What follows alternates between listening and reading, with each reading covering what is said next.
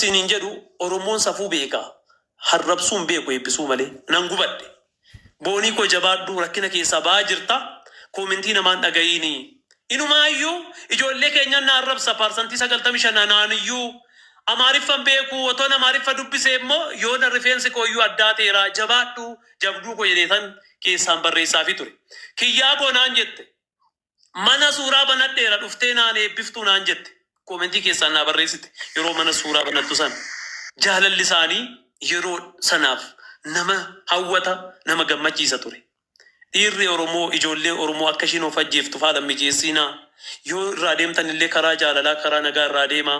Mucayyoon kun kan of ajjeefte waan nyaattuu fi waan dhugduu dhabdee miti. Kaleessa gaafa barandaa jiraachaa turte gaafa leestiroo xaragaa turte iyyuu jiraachaa turte. Har'a immoo laayivii irra teesseetu geemii taphachiisaa namoota baay'ee iyyuu hojii barsiisteetti waan ta'eef rakkattee beeloftee otoo hin taane bultii keessatti waan ishii muudatee fi sooshaal miidiyaa kanarratti waan ishii muudateetu jira. Sooshaal miidiyaan kun lubbuu namaa balleessa jireenya namaallee hin jabeessa hin sirreessa jechuudha. Sanaaf Oromoo koo waliin jibbiinaa bakka. Kanuma bichaan sin kadhadhan. Oromummaa fi Oromiyaa waliin qabna. Amantii fi bultii kophaatti qabna. Ani ammas irra deebi'een sinitti hima. Wallaalaa keessan malee beekaa keessan miti. Horaa bulaa deebanaa yeroo gaarii qabaadhaa. Koppiliin riipoost waliif godhaa. Akkaawuntii kana iimoojii itti dargiinaa. Galatoomii kiyyaa koo fayyaa ta'e jechoota qabu waan baay'ee haasofteetta waan baay'ee tuqxeetta carraa warra kaaniif laannaa masi haasaa darabeetiin masi ijoollee warra gashitaniif kenna carraa kenna galatoomaa. Akkamii okay. Sigararraa namni jira bareeddu haasa'ee giifte.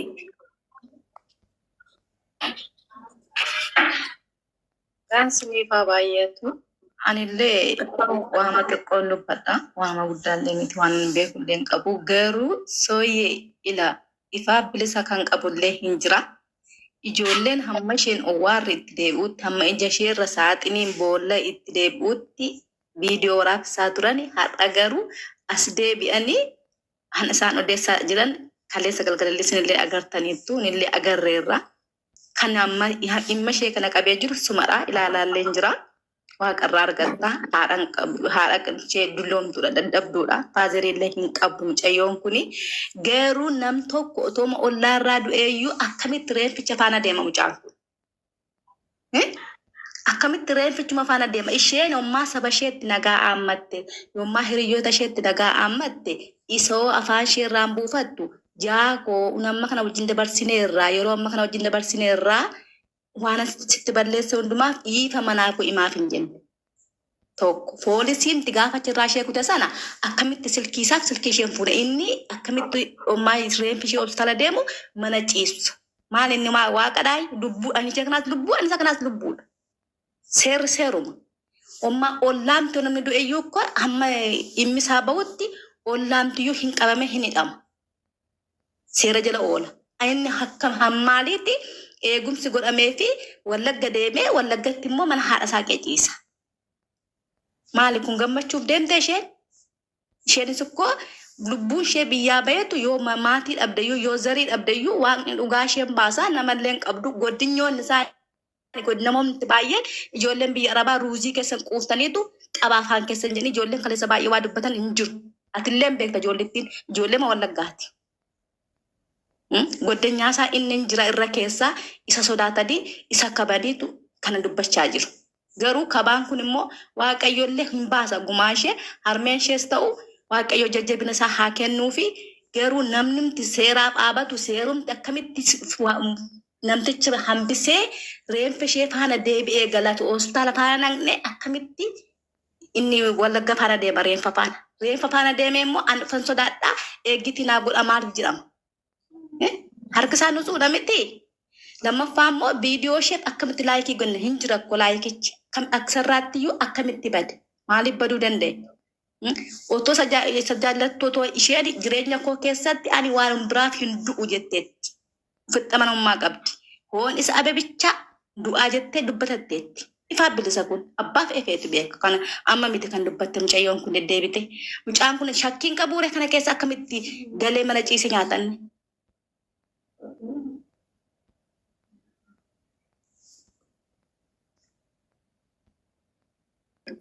Galatoomi obboleettii koo yaada qabduu fi egaa ani amman danda'etti namoota gastee ergattan yaada mataa keessanii yaada irra deddeebi'aatu hin ta'in yaada mataa keessanii kennadhaa waan baay'ee irraa haasa'aa turree fi isinis dirqamatti isinirra jira kanaafidha jechaadha. Kanaaf galatoomi obboleettii koo warri kaan itti fufuu hin dandeessu. Thank you shi.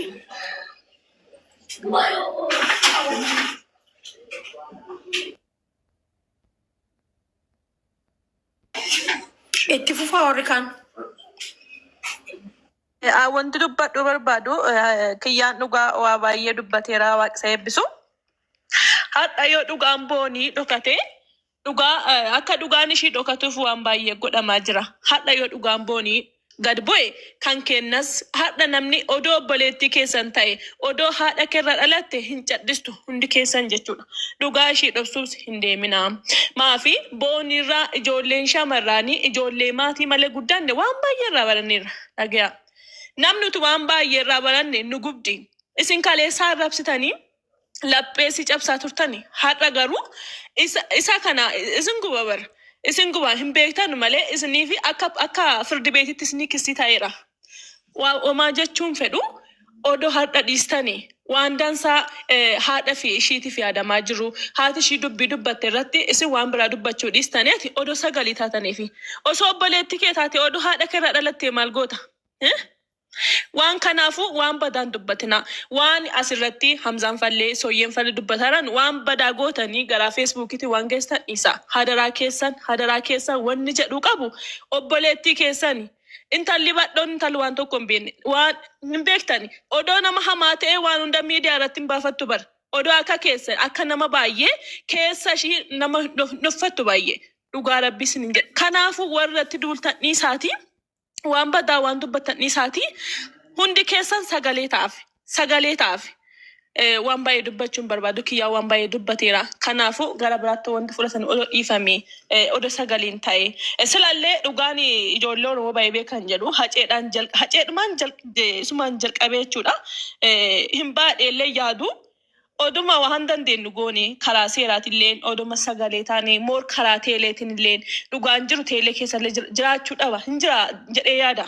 Teelee keessa waan baay'een argina dhee yaada akkuma kaleessa wanti teekstiifaa waan chaatiifaa hin argama dhee yaada. Kanaafuu odoo nuti taphatu dhiistanii warri miidiyaa kanarratti warri gaafa dhangaddaa gaafa qanan hin duute karaa miidiyaa meeqaatiin baanii dubbatan warri miidiyaa gugurdaa qaban baay'een isaanii baanii dubbatan turre hadha ishiin haati ishii waa'ee miidiyaa hin beekneef moo obbolee waan ishii waa'ee miidiyaa waan hin beekneef jedhistanii nama beekaa waan of biraan qabneef jedhistanii. Kanaafu hundi keessan hin jedhisina baay'ee gizee qabachuun intanii ta'uun fedhu hadaraa keessan karaa teeleetiin moor odoo namni nu gargaaru jiraate akka kootti jechuudha. Sooyyee dubbadhaa waa'ee qabeenyasii waa'ee kalee isiin kophaa fi elootte liistiroo xaraddee hoolaa harkistee fidatte hadha dubartiin gandaa galtee nyaatti. Haadha ishiif ta'uu qabanillee nama biraaf miti ishii tolootte waan ta'e namni biraa ishii wajjin hin oolonni nama itti galee nyaata malee abbaan fedhe ishiin garuu ofii elootteeti. Ofii elootte waan fidde kana waan ta'eef kanaafu kunis dubbatamuu qaba waa'ee qabeenya ishii waa'ee elooshii haadha isii dhalte haati ishii fuula ishii argina kalee maal akka ishiin fakkaattu akka ishiin guggubatteettu hin dubbifama bar fuula ishii irraa bar odoo ishiin hin dubbatiin haati ishii waan baay'ee dubbachuu hin dandeettu garuu waan baay'ee irraa barannee fuula ishii irraa kanaafu dubbadhaa. Galatoomii bareedduu koo baay'ee fayyaa ta'e galatoomii yaada kennuu ibsuu kee fi fayyaa ta'e meemmee ammas deebi'ee dhufe rastii haasa'ime maaltu jira waan haaraan? Waan haaraan amma dadawwaleera ijoolleedhaa fi hundumtuu bilbilli ishee lafarni jiru hin beeknu maal goonaree naan jiranii.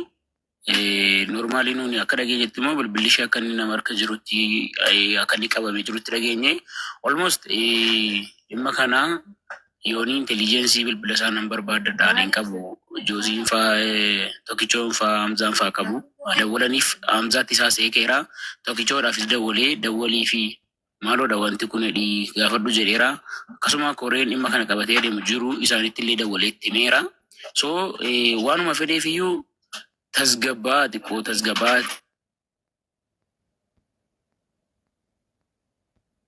waan jiru walumaan itti adeemna. Ammasitti immoo hundi keenya iyyuu miira keessa jiru keessaa baaneetu waan jiru waliin furaa adeemnaa jechuudha. Dhimma qabeenya ishee wal qabatu yoo ta'e seerri jira.